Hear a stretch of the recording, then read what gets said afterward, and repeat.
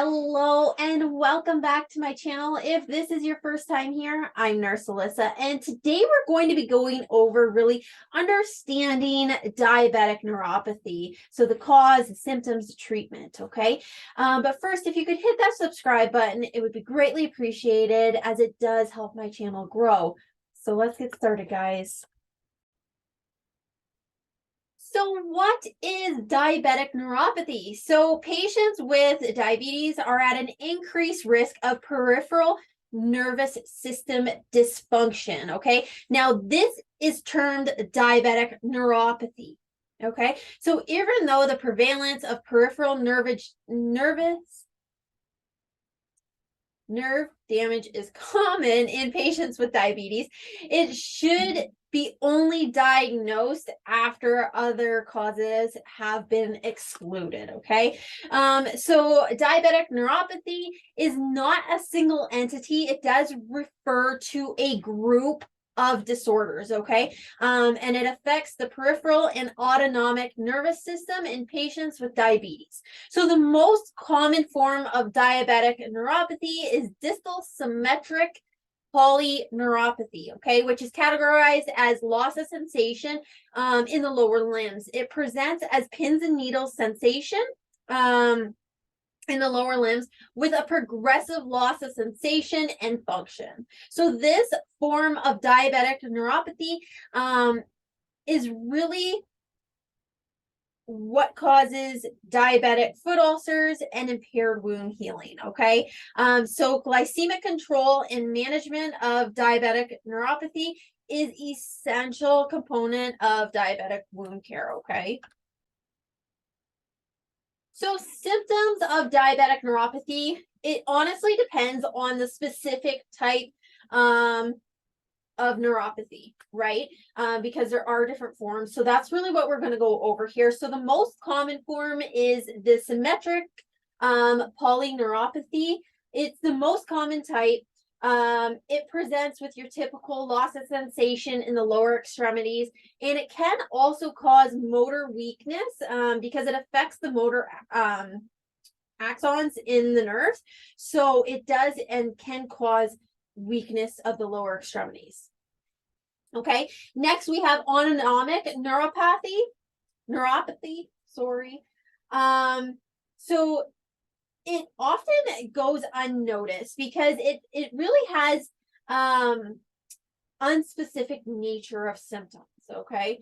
So they can present with orthostatic hypotension, so their blood pressure drops while they stand, exercise intolerance, sleep apnea, gastrophoresis. So that's when the food's digesting, it goes into the stomach.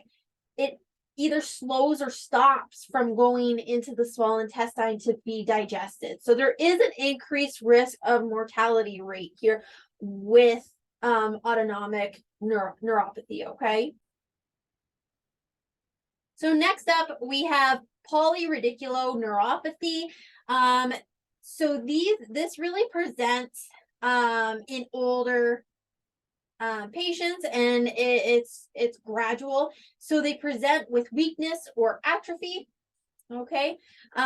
We have cranial mononeuropathy.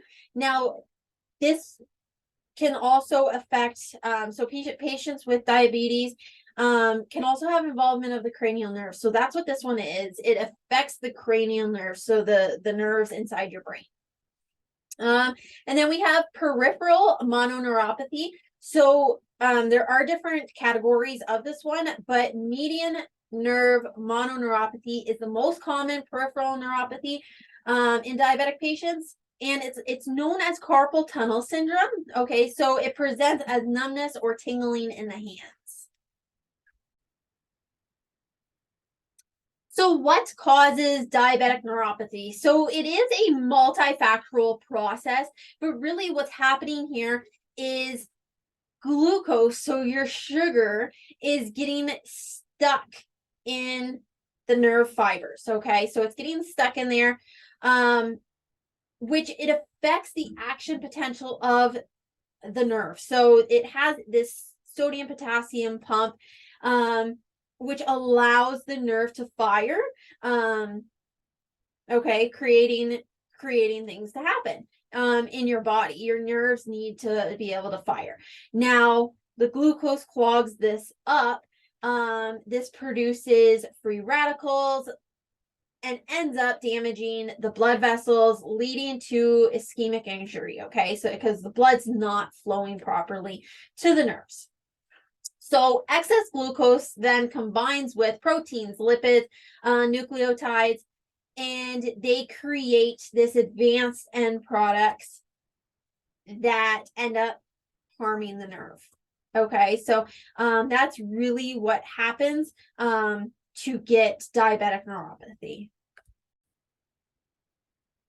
So management of diabetic neuropathy. So it does need to be properly diagnosed because it does affect the ability of a wound to heal. Okay, so general management, glycemic control, super, super important. Making sure that our levels are within the proper range. Okay, this will limit the progression of diabetic neuropathy in patients, especially with type 1 diabetes. Okay, lifestyle interventions.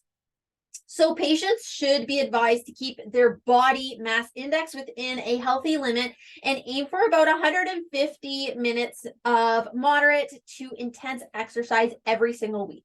Okay.